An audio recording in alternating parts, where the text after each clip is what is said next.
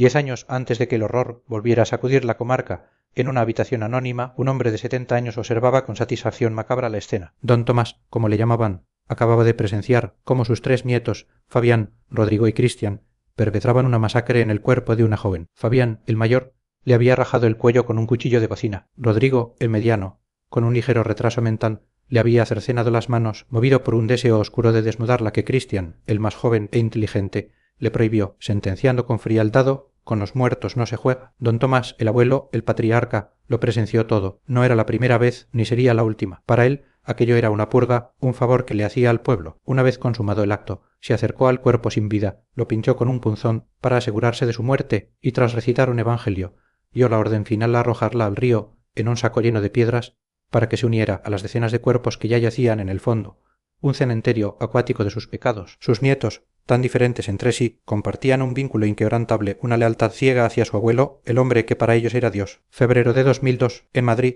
el capitán Juan Vázquez, un agente de la UCO de la Guardia Civil, adicto a su trabajo y a los bocadillos de calamares de la Plaza Mayor, esperaba impaciente a su superior. El coronel Barreros llegó con un nuevo caso bajo el brazo, uno lo suficientemente importante como para interrumpir las vacaciones de la sargento Gloria Torres, la inseparable compañera de Vázquez. El destino era un pueblo costero en Castellón. Un empresario francés, llamado Pierre Moreau, al mudarse a una casa que había estado vacía durante años, había hecho un descubrimiento espantoso. Su perro, escarbando en el jardín, desenterró una mano humana. La Guardia Civil local excavó y encontró los cuerpos en descomposición de un matrimonio y su hijo pequeño. La autopsia preliminar era clara, habían sido envenenados. Mientras Vázquez y Torres se dirigían a Castellón, en Madrid se desarrollaba otra crisis. Los geos, el grupo de operaciones especiales de la policía, asaltaron un apartamento en el barrio de Salamanca para rescatar a Sofía Ortega, una mujer secuestrada por su peligroso exnovio, Alejandro Vidal, alias el Meñique. Pero en el piso no encontraron ni a la víctima ni al secuestrador. En su lugar, en la última habitación, se toparon con una escena dantesca que heló la sangre de los agentes más curtidos. Una joven desconocida, desnuda y sentada en una silla en el centro de un círculo de velas, había sido abierta en canal. Su cuerpo había sido vaciado y rellenado grotescamente con cruces de Jesucristo y estampitas de vírgenes. El caso fue asignado a la inspectora de homicidios Amelia Rojas, una mujer de carácter implacable, y a su compañero, el subinspector Vargas. En Castellón, el capitán Vázquez y la sargento Torres llegaron a la casa de Pierre Moreau. La propiedad, que había pertenecido a una anciana solitaria llamada Cándida Gómez, fallecida hacía casi 9 años, olía a María Hora, también a muerte. El sargento al mando, Bernabé Crespo, los puso al día. Los cuerpos, ya en la morgue, estaban siendo examinados por la forense Mercedes Robles. Mientras investigaban la escena, se encontraron con una subtrama. La madre de una joven local llamada Cristina había denunciado su desaparición hacía 3 días. Aunque el sargento Crespo inicialmente lo consideró una de las habituales chiquilladas de la chica, el capitán Vázquez, un hombre que no creía en las coincidencias, sintió que ambos casos podían estar conectados. En la morgue, la forense Mercedes Robles, una mujer directa y sin pelos en la lengua, les dio los detalles. Las víctimas eran la familia Moreno Sebastián,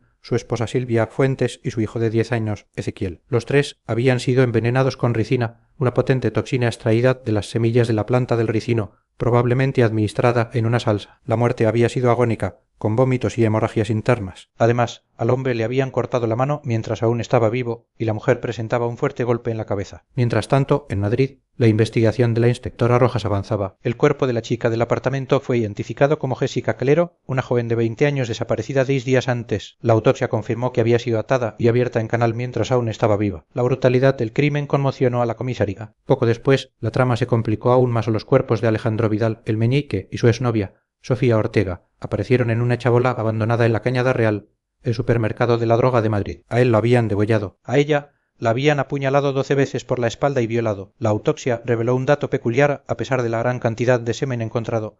Pertenecía a un solo individuo. Un chivato de la zona, apodado El Toro, le dijo a la inspectora que había visto a 2 hombres bajar los cuerpos de una furgoneta blanca. La investigación de la UCO en Castellón los llevó a interrogar a José Mendieta, el supuesto novio de la desaparecida Cristina. El joven, que vivía con su madre, Virtudes, en una casa sucia y maloliente, negó saber nada. La visita no arrojó pistas, pero dejó en los agentes una sensación de extrañeza. Al mismo tiempo, el capitán Vázquez, intrigado por el método del envenenamiento, comenzó a investigar los viveros locales que vendían la planta del ricino, un camino que parecía no llevar a ninguna parte. La inspectora Rojas, sintiendo que el caso de Jéssica Calero tenía raíces más profundas, contactó a un antiguo amante, Gustavo, un agente del CSID, el servicio de inteligencia. A cambio de una cena incómoda, consiguió que buscara en los archivos casos similares. Gustavo encontró 2 precedentes en el mismo pueblo de Castellón. Uno En 1942 una joven llamada Marisol Perea fue encontrada en una casa abandonada en el monte, abierta en canal y llena de cruces y estampitas. El otro, en 1992, el cuerpo de una chica,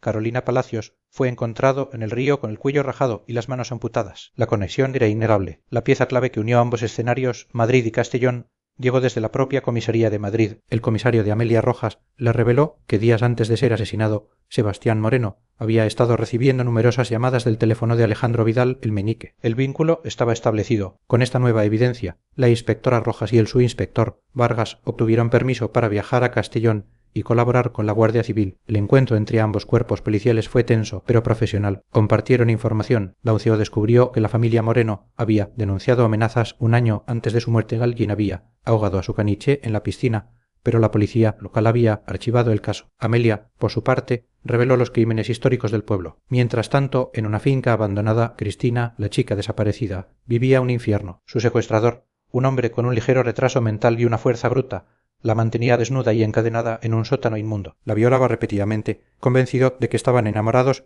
y de que un ungüento que le aplicaba era para hacer el amor mejor. Los investigadores, ahora trabajando juntos, decidieron interrogar a Úrsula Gernán, la dueña de la inmobiliaria. La mujer se mostró evasiva y poco colaboradora. Poco después, un nuevo suceso sacudió al pueblo. En la entrada, sobre el arco de piedra, apareció una pintada en spray rojo la zorra de Silvia Fuentes. Su marido y el pequeño Ezequiel ya descansan en paz. Que se los coman los bichos. No hay perdón. Las cámaras de seguridad del prostíbulo de Alfredo Lázaro podrían haber grabado al autor, pero Lázaro, un hombre poderoso y corrupto que tenía en su bolsillo a políticos y jueces locales, se negó a cooperar. La sargento Torres, frustrada y actuando por su cuenta, se infiltró en el prostíbulo esa noche. Descubrió una red de peleas de perros ilegales en un garaje subterráneo, un evento al que asistían hombres importantes del pueblo, entre ellos Damián, el hermano del alcalde, y un anciano con un bastón don Tomás. Gloria fue descubierta, pero su mensaje de texto pidiendo ayuda llegó justo a tiempo. El capitán Vázquez y el sargento Crespo irrumpieron en el local, rescatándola y deteniendo a Lázaro. En el registro encontraron drogas, armas, dinero y, lo más importante, pruebas de las transferencias bancarias a Alejandro Vidal, confirmando que Lázaro le había prestado los 30.000 euros. Mientras tanto, Cristina, en un acto de astucia desesperada, logró manipular a su captor. Le hizo creer que lo amaba y que si le dejaba ir a pedir la bendición de su madre, volvería para estar juntos para siempre. El hombre, cuya ingenuidad era tan grande como su brutalidad, la liberó. Cristina escapó y fue encontrada desnuda y al borde del colapso en la entrada del pueblo. En el hospital, a pesar de su trauma, fue capaz de señalar en un mapa la ubicación de la finca abandonada donde había estado prisionera. Los agentes asaltaron la finca y detuvieron a su secuestrador. Era Rodrigo, el nieto mediano de don Tomás, hijo de Úrsula Hernán. El círculo comenzaba a cerrarse. Con Rodrigo bajo custodia, el capitán Vázquez ideó un plan arriesgado. Convenció a Cristina para que se enfrentara a él, continuando con la farsa de su amor. En la sala de interrogatorios, a través de un cristal tintado, los investigadores presenciaron una confesión completa y escalofriante. Rodrigo, creyendo que se sinceraba con su amada, lo contó todo. Admitió que él y su hermano Fabián habían asesinado a El Meñique y a Sofina Ortega por orden de su abuelo, como un trabajo para Alfredo Lázaro, quien quería cobrarse la deuda. Confesó que Fabián, por su propia iniciativa, había secuestrado y asesinado a Jéssica Calero en el piso de Sofina, porque la consideraba una fresca poseída por un demonio que necesitaba ser purificada. Reveló que su propia madre, Úrsula, había ordenado el asesinato de la familia Moreno, movida por la venganza, ya que Silvia Fuentes era la amante de su marido, Salvador, y confesó el secreto más oscuro de todos. Don Tomás había asesinado a su propio yerno, Salvador, a golpes por su infidelidad, y sus nietos habían envenenado a la familia de su amante. También admitió haber sido él quien ahogó al perro de los Moreno un año antes. El puzzle estaba casi completo. El cabo Matías Gutiérrez, el joven agente que había hecho la pintada, confesó: estaba enamorado de Carolina Palacios, la chica supuestamente muerta en 1992. Ella le debía dinero a Lázaro y los nietos la habían amenazado. Para salvarla, Matías hizo un pacto con ellos o les entregó a una prostituta llamada Isabel a cambio de la vida de Carolina. Los nietos mataron a Isabel, le cortaron las manos y la arrojaron al río. Mercedes, la forense, amañó las pruebas de ADN para que el cuerpo fuera identificado como el de Carolina, permitiéndole a esta escapar del pueblo. Sin embargo, en la finca donde estuvo secuestrada Cristina, la policía encontró otro cadáver enterrado. Era la verdadera Carolina Palacios. Los nietos, en su retorcida lógica, nunca dejaron de buscarla y 10 años después la encontraron y la mataron. Con las confesiones se emitieron las órdenes de detención. Úrsula Hernán fue arrestada. Fabián y Cristian fueron capturados cuando intentaban huir a Francia. Pero antes de que pudieran detenerlo, Alfredo Lázaro fue estrangulado en su celda por Fabián, quien se había disfrazado de guardia civil por orden de su abuelo para silenciarlo. Damián, el hermano del alcalde, se suicidó antes de ser arrestado. El alcalde y otros políticos fueron detenidos por corrupción y don Tomás, al escuchar las sirenas acercándose a su finca, se ahorcó en un árbol del jardín, dejando una nota críptica sobre su legado y la torre de ajedrez que había heredado de su padre. Los pasos, tanto en Madrid como en Castellón, estaban oficialmente cerrados. Los culpables estaban muertos o en prisión, pero la historia no terminaba ahí. Se reveló que don Tomás y Úrsula tenían una hija secreta, Penélope, a quien habían criado tras asesinar a su madre prostituta. Penélope, que había pasado desapercibida durante toda la investigación, estuvo presente cuando su abuelo se suicidó, recogió la torre de ajedrez y desapareció, la semilla del mal lisa para germinar de nuevo. Y en el pueblo, Cristina, la joven superviviente, decidió no abortar. Estaba embarazada de 6 meses de gemelos, hijos de su violador, Rodrigo. Su madre, Matilde, vivía atormentada por una pregunta que no la dejaba dormir o, con un padre así, ¿cómo serían sus nietos? Gracias por escuchar. Te invito a suscribirte para más contenido similar.